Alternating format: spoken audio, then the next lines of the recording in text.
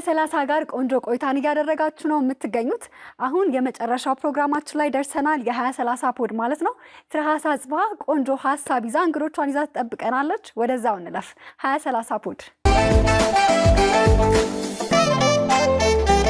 እያያችሁ ያላችሁት 2030 ነው። በ2030 ፖድ ፕሮግራማችን ላይ ተገኝተናል። የምናወራበት ሀሳብ ወይም ርዕስ በሶሻል ሚዲያ ላይ ያሉ ባለትዳሮች ወይም ደግሞ የተለያዩ የካፕል ኮንተንትን የሚሰሩ ጥንዶች ከጀርባ ያለው ላይፋቸው ወይም ደግሞ እውነተኛው የፍቅር ግንኙነታቸው ምን ይመስላል፣ ምን አይነት ተጽዕኖ ያሳድርባቸዋል በሚለው ላይ እናወራለን። አብራችሁን ቆዩ። እንኳን ደህና መጣችሁ ናቲና ሄሉ። እንኳን ደህና መጣችሁ። ራሳችሁን አስተዋውቁና እንጀምር። ለሴት እሺ፣ መጀመሪያ አክብረሽ ስለጋበሽን በጣም አመሰግናለሁ። ሄለን ማሞ እባላለሁ፣ ዩቲዩበር ነኝ። ተዛኔ ሄሉ በሚለው ነው እኛ መናቃት። ሄሉ ቲዩብ በሚለው። አዎ።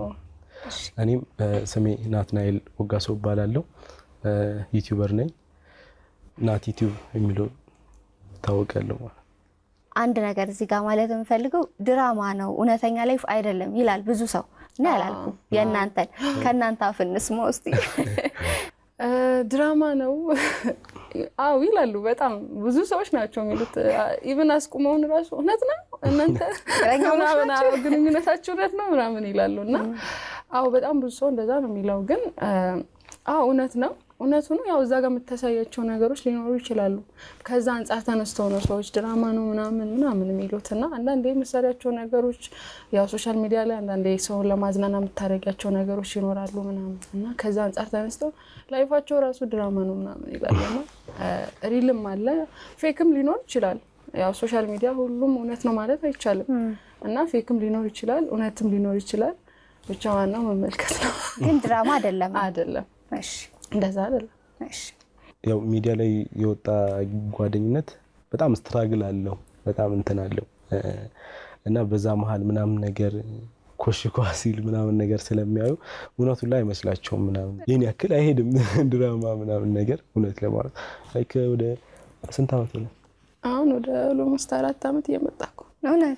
ስለዚህ ከመተዋወቃችን ከዛ ጀምሮ ማለት እስካሁን በጣም ቆይተናል። አረጀን።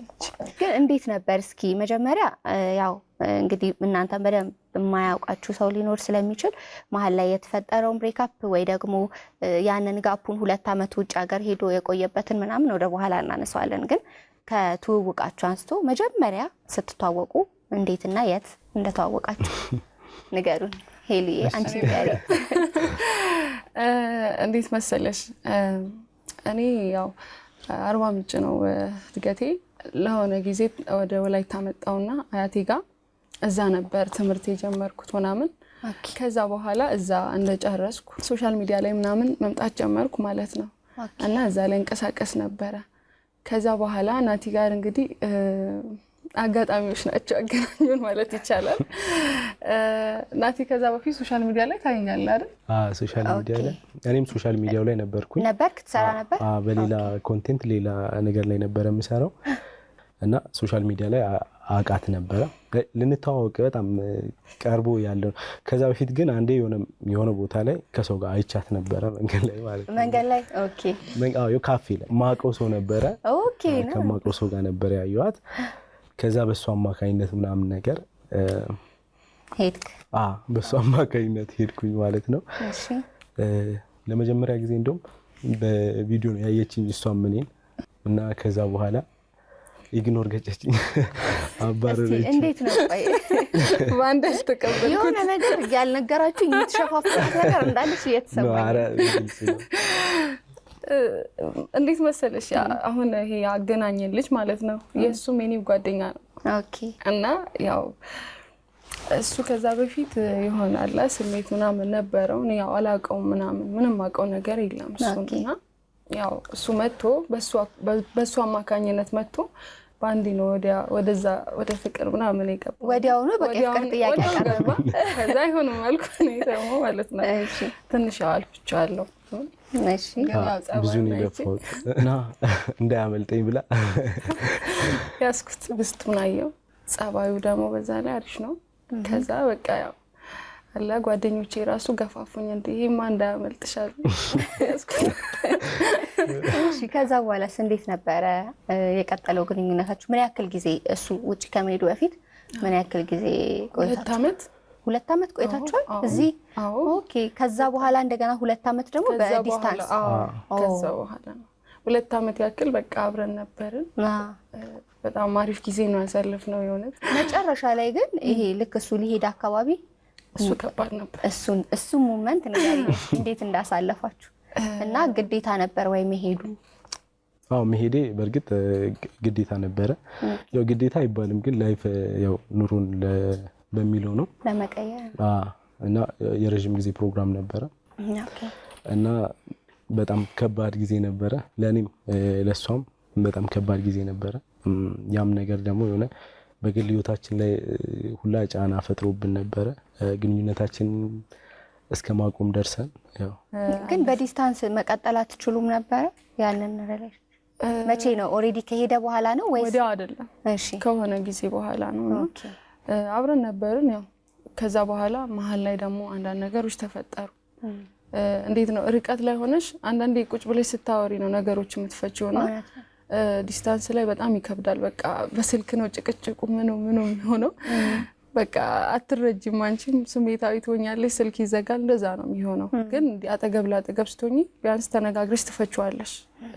እና ያ ነገር ነው እኔና እሱን በቃ ልንግባባ አልቻልንም ምናምን። እዚህ በፊት የሆነ አንድ ፕሮግራም ሰርተን ነበር ከብሬክ አፕ በኋላ ሂል ማድረግና እንትን ያንን ሰው መተው ብቻ ሳይሆን ራሱ ከዛው ሰው ጋራ ደግሞ ያንኑ ብሬክ አፕ መመለስ ወይም መቀጠል አይቻልም ወይ በሚል አውርተን እንደዚህ ለረጅም ጊዜ በአመት ደረጃ በቃ ለረጅም አመት ተለያይተው የነበሩ ፍቅረኛሞች ከዛ በኋላ ከብሬክ አፕ በኋላ ተመልሰው አብረው ሆነው ተጋብተው ወልደው ነው እንግዶቼ የነበሩት ማለት ነውና ይቻላል የሚለውን ነገር አሳይተውናል። ግን በጣም ከባድ ነገር እንደነበረ በሁለቱም ሳይድ ሪሌሽንሺፕ ሁላ ጀምረው እንደነበረ እና በጣም ይሄ አላ ይቅርታ የምትባባዩ ነገር ራሱ እየበዛ መሀል ላይ ትንሽ ቅራኔ የሚፈጥር ነገር ተፈጥሮባቸው እንደነበር ነግረውኛልና እናንተ ጋር ያ ነገር እንዴት ነበር? እስቲ ናቲ እንዴት ሃንድል አደረጋችሁት? መቼም ቁጭ ብላችሁ አውርታችሁበታል ብዬ አስባለሁኝ። እንዴት ፈታችሁት? እስቲ ምን ነበረ? እርግጥ በጣም ከተላመድሽ በኋላ ብሬክ አፕ አርገሽ በጣም ይከብዳል። ቅርብ ብትሆኚ ነገሮችን አይተሽ ምናምን ነገር የመፍታትም እድሉ አለ። በጣም አሪፍ ነው የሚሆነው። ግን እርቀት ሲኖረው እኔ የራሴን ነው የምለውና ብዙ ጊዜ ያው ከሀገር እርቀሽ ስትኖሪ ከጎንሽ ማንም የለም። ሰው ሊኖር ይችላል ግን ላይክ አዋዋልሽ ላይ እንደ ኢትዮጵያ ምናምን ነገር ሂል ለማድረግ የሚመች አይደለም። ጓደኞችሽ ጋር ሄደሽ ምናምን የለም እና ያ ሞር ተጽዕኖ ሊያደርግብሽ ይችላል። ከዛ በኋላ ወደ የራሳችን መንገድ ምናምን ነገር የመምጣቱ ነገር አለ። ያ ነገር ደግሞ በጣም ተጽዕኖ ያደርጋል። እንዳትመለሺ ምናምን ነገር እንድትንገራገሪ ምናምን ነገር የሚያደርገው ያ ነገር ነው። በእኛ መሀል ትልቅ ጋፕ ፈጥሮ ነበረ። ከዛ በኋላ ያው የይቅርታው ልብ ካለ ነገሮችን የሚቻል ከሆነ ማረም የምትችይ ከሆነ ከምትተዋወቂ ሰው ጋር ይሻላል ብዬ አስባለሁ። ምክንያቱም አንዳንዴ እነዛ ነገሮችን የምታደርጋቸው በእል ነው። ወንዱም ጋር ሴቱም ጋር ብትመጪ ሂል ለማድረግ በሚባል ሰበብ ነው ሰው ብዙ ጊዜ ሌላ ነገር ውስጥ የሚገባው። ግን አለ አንድ አባባል አለ ከማያውቁት መልአክ የሚያውቁት ነው የሚያውቁት ሰይጣን ይሻላል። እና እንደዛ ሰው የሚሆንልሽ ሰው የለም። የነበራችሁ ትረስትስ አልጠፋም ወይ አሁን? ወይ ደግሞ ጠፍቶም ከነበር እንዴት መለሳችሁት? እንዴት ገነባችሁት? ያው እውነቱን ለማውራት ትተዋወቂያለሽ። ገብቶሻል? የሆነ ነገርሽ ይተዋወቃል እና ሙሉ በሙሉ ተረስት ያሳጣል። ሌላ ነገር ጀምረሽም ከሆነ ደግሞ በጣም ከባድ ነው የሚሆነው እና እሱ ሊከብድ ይችላል።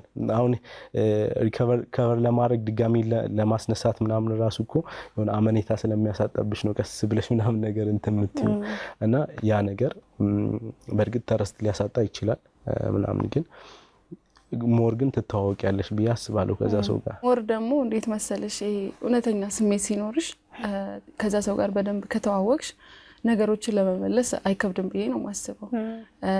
እኔና እሱ በተለያየንበት አጋጣሚ ማስብበት ታይም ሊኖር ይችላል። ደግሞ ያው እኔና እሱ በጣም እንጃም ብዬ መግለጽ እንዳለብኝ አላውቅምና እንተሳሰብ ነበረ። በሆነ አጋጣሚ ብቻ ሶሻል ሚዲያ ላይ የምትገላለጭበት ሁኔታ ይኖራልና እና በቃ ስሜቱ የሆነ ይኖርሻል። ከይቅርታ በላይ ደግሞ የለም እና በሂደት ደግሞ ሁሉም ነገር ይስተካከላል። እኔ አምንበታለሁ። ከእንደገና ተሰው ብሪክ ፈጥሮ ከእንደገና ተገናኝቶ አምንበታለሁ። በደንብ ይሰራል ብዬ ነው አምነው። ለዛ ነው። አሪፍ ነው በጣም። እኛም አብራችሁ ስለሆናችሁ ደስ ብሎናል። ዋናው የእናንተ ደስታ ስለሆነ ማለት ነው። እናንተ በደንብ ደስ የምትሰኙበትና የማትጎዳዱበት ሪሌሽንሺፕ እስከሆነ ድረስ እና ሶሻል ሚዲያ ላይ አሁን ወደ ዋናው ሀሳባችን ቅድም ወደ አነሳሁት ስመለስ ሶሻል ሚዲያ ላይ በጣም ብዙ ነገሮችን ፖስት ማድረግ በተለይ ሪል ላይፋችሁ ላይ ያለውን ነገር በዛ ምክንያት ራሱ ጸብ ሊፈጠር አይችልም ወይ? ምናልባት ሶሻል ሚዲያ ላይ ባለው ነገር ራሱ ካላችሁ አታችመንት ሶሻል ሚዲያ በጣም ተጽዕኖ አለው። ሪሌሽንሺፕ ላይ በጣም ተጽዕኖ አለው። ስና እንዴት ነግሪኝ ይፈለግ እውነት በጣም ተጽዕኖ አለው። እንዴት ነው አንዳንዴ ሶሻል ሚዲያ ያው በቃ እንደ ስራ ነው ይዘሽ የምትሄጂው ማለት ነው እና እዛ ጋር ደግሞ ታሳያለሽ፣ የራስሽን ላይፍ ታሳያለሽ ምናምን እና እዛ ጋር ደግሞ ሰው የሚሰጠው ጀጅ ያደርግሻል ምናምን። አሁን እኔ እሱ ጋር አሁን የሆነ ጸብ ኖሮ ምናምን አንዳንዴ በቪዲዮ የምንታረቅበት ሰዓት አለ። ያስታርቅሻል፣ የልብሽ የምትናገሪበት ሰዓት አለ። ግን ኦኬ እንዴት ነው እስቲ በቪዲዮ የምትታረቁት? እሱን ፓርት ነገር አይሆን አሁን እንዴት ነው ሁለታችን በሆነ ምክንያት በቃ ተደባብረን ከሆነ ግዴታ ደግሞ መምጣት ካለብን ምናምን ለመስራት እዛ ጋር በቃ እናገራለሁ አላ በሰበብ ተኮራርፋችሁ እንደርስበታለን። እሱን ችግር ምናምን ይላልዋለሽ። ከዛ እንረሳዋለን። ከዛ ከቪዲዮ በኋላ ታርቀን ምናምን በቃ እንሳሳቃለን ምናምን እና ግን በእንትን ሪል ላይፍ ላይ ይሄ ላይፍ ላይ በጣም ተጽዕኖ አለ። ሁሌ ሚዲያ ላይ ነው ህይወትሽ ያለው ታሳያለሽ ምናምን። እዛ ጋር ደግሞ ሰው በቃ ጀጅ ያደርግሻል ምንም በቃ ከባድ ነው። ኮሜንት ምናምን አንዳንዴ ያው አልፈሽ አይተሽ ምናምን ታልፊዋለሽ እንጂ ካላለፍሽማ በቃ ከባድ ነው በጣም እና በጣም ተጽዕኖ አለውና ያው አንዳንዴ ሰው በቃ ፕራይቬት ማድረግ አለበት ብዬ አምናለሁ ህይወቱን ምናምን። ትቀሚያለሽ ባይዘው የሰው አይን ይበዛበታል። እውነት ነው የእውነት እና የሰው አይን ይበዛበታል በጣም። የሰውም ደግሞ አመለካከቱ ልክ እንደየፊቱ የተለያየ ነው እና ሰው የራሱን አመለካከት አንቺ ላይ ማየት ይፈልጋል። ስለሚወድሽ ምናምን ነገር ላይክ እሱ እንደሚያስበው እንድትሆኝለት ነው የሚፈልገው። ያ ነገር ደግሞ ሰው እንደ ቤትሽ ነው ላይፍሽን ማስኬድ የምትችይው የፍቅር ህይወትሽንም ግንኙነትሽንም ቢሆን ማለት ነው እና በጣም ተጽዕኖ ይፈጥራል። በዛው ልክ ደግሞ ጥቅምም አለው። በጣም ትጠቀምበታለሽ። ሶሻል ሚዲያ በጣም ይጠቅማል እንዳያያዙ ነውና በጣም ይጠቅማል። በዛው ልክ ደግሞ ሰው እንዴት ነው ማንነትሽ ያልሆነውን ነገር ነው የሚሰጥሽ አንዳንድ ሰውና ያው ጉዳትም አለው ጥቅምም አለው። እስኪ ሪሌሽንሺፕ ለጀመሩ ሰዎች እናንተ እንግዲህ እንደ ስራ ይዛችሁት ነው፣ ግን ሪከመንድ ታደርጋላችሁ ላይፋቸውን ሶሻል ሚዲያ ላይ እንዲያወጡ ሪሌሽንሺፕ ያላቸው ሰዎች? እንዴት መሰለሽ አሁን እኔና እሱ በደንብ ከተዋወቅን ሶሻል ሚዲያ አይከብድም ብዬ ነው ማስበው። መጀመሪያ መተዋወቅ ነው በደንብ ከሱ ጋር እኔና እሱ ሪሌሽናችን በደንብ አሪፍ። እኔ ስለሱ ካወቅ እሱም ስለኔ ካወቀ ሶሻል ሚዲያ ላይ አብረን ከመጣን ሰው ምንም አይነት ነገር ከሰጠን ኖርማል ነው በቃ ማለፍ ነው ያለብሽ። ግን አንዳንዶች ማይሰሙ አሉ የሚጋጩ ምናምን። ግን እንደዛ አይደለም።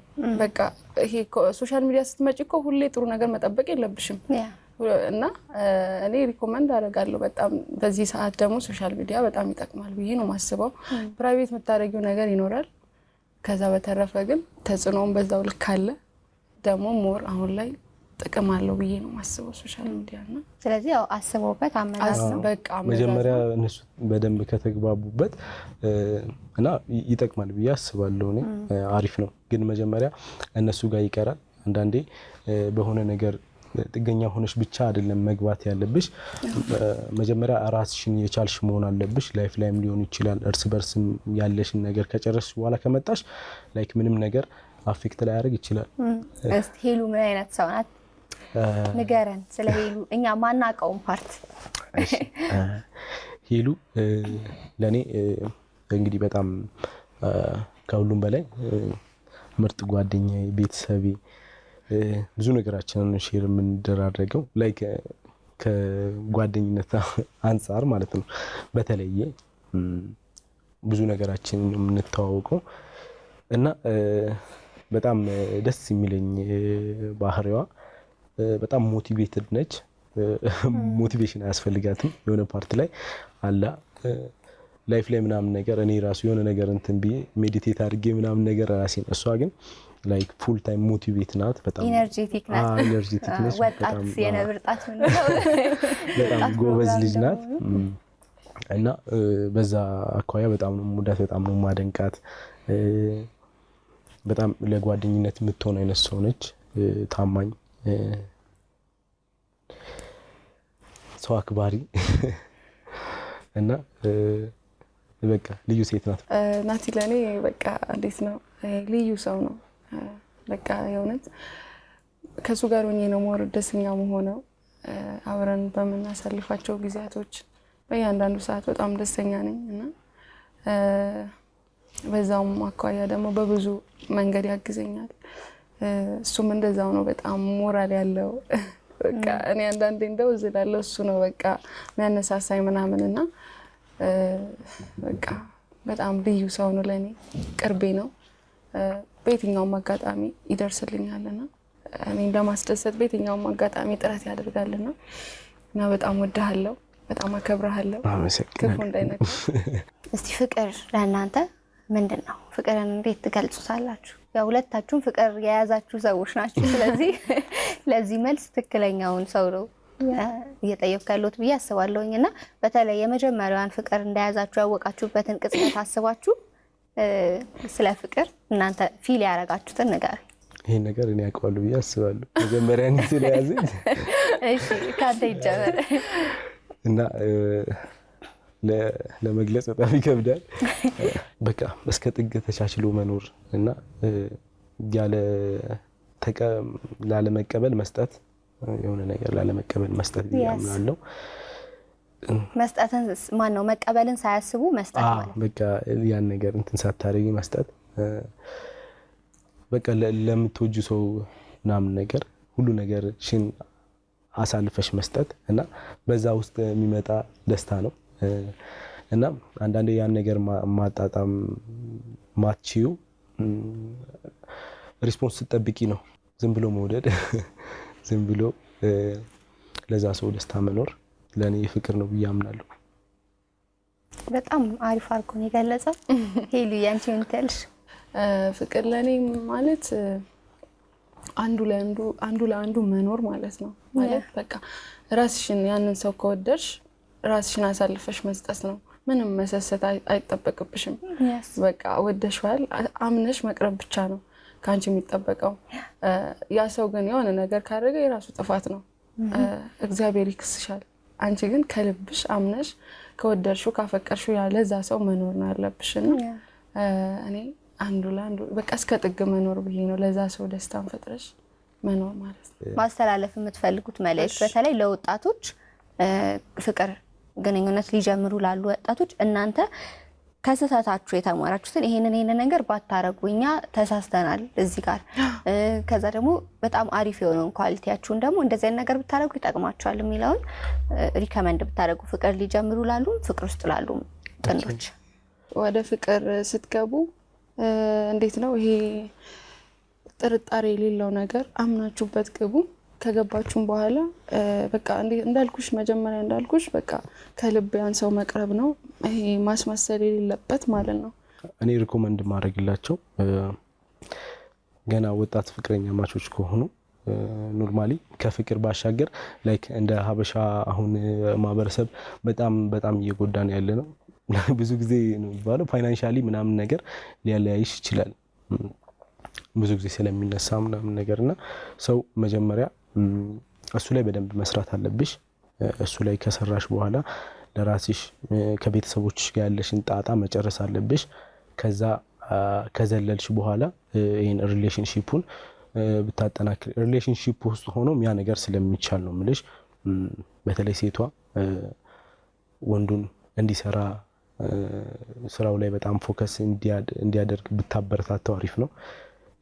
ነገ ያ ሰው እንትን ውስጥ ንጽጽር ውስጥ እንዳታስገባው በሚለው እና እርስ በርስ በዚህ ሞራል ቢነሳሱ ሁለቱም ለስራ ያላቸው ባህል ምናምን ነገር ጥሩ ቢሆኑ ላይክ አስሎንጋስ በጣም አፌክት እያደረገ ስለሆነ ነው አሁን ማለት ነውና በዛ ወኔ ቢኖሩ ያኛውንም ደግሞ በጣም ማዳን ይችላሉ። አሪፍ ጊዜ አብሮ ማሳለፍ ይችላሉ።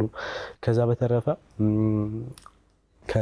ከኛ የተማርነው ነገር መቸኮል ጥሩ እንዳልሆነ ላይክ ሴትል ማድረግ ሰከን ማለት በጣም አሪፍ ነው ብዬ አምናለሁ። ነገሮች ላይ ምናምን ነገር ካልሆነ ወይ ትላልቅ ሰዎችን አስገብተሽ በዚህ በቃ የሆነ ተምሳሌት የሚሆኑ ሰዎች አሉ በዚህ ዙሪያ በደንብ ሄዱ ሰዎች ከነሱ ምክር መቀበል ማዳመጥ ማንበብ ይጠቅምሻል ብዬ አምናለሁ። በጣም ደስ ብሎኛል ስለመጣችሁና ደግሞ ላይፍ ኤክስፒሪየንሳችሁን ሼር ስላደረጋችሁ ለኛም በጣም እናመሰግናለን። 2030ዎች እንግዲህ የዛሬው ፕሮግራማችን ይህንን ይመስል ነበረ። ሶሻል ሚዲያ ምን ያክል ካፕል ኮንተንት ላይ ወይም ደግሞ ካፕል ሪሌሽንሺፕ ያላቸው ሰዎች ላይ ተጽዕኖ ይፈጥራል የሚለውን ነው ያወራነው። በቀጣይ ሳምንት ከሌሎች እንግዶች ጋር በሌላ ጊዜ እንገናኛለን። መልካም ጊዜ። ጌች ባሼራ ምን እሺ ባሼራ ደስ ይላል። የዛሬ ቆይታችን ቆንጆ ነበር። 2030ዎችም አሪፍ ነው እያሉ ነው። አሪፍ ነው እኛም ሰምተናል። እንግዲህ አሁን ልንለያይ ነው። ሳምንት ደግሞ ተመልሰን እንመጣለን። አዎ እንግዲህ ሳምንት እነዚህ ቆንጆቹ ፕሮግራሞቻችን ይበልጥ ቆንጆ ሆነው ወደ እናንተ የሚደርሱ ነው የሚሆነው። አብረናችሁ የቆየነው ደግሞ እኔ ደማክቶሌ ጌታውን አሰፋ። የ2030 ቲሞች ብዙ ናቸው። ሁላችንም አንድ ላይ ሆነን ነው። ሳምንት እንገናኛለን። ጠብቁን። አሁን ባሼራ እያሉ ነው። ባሼራ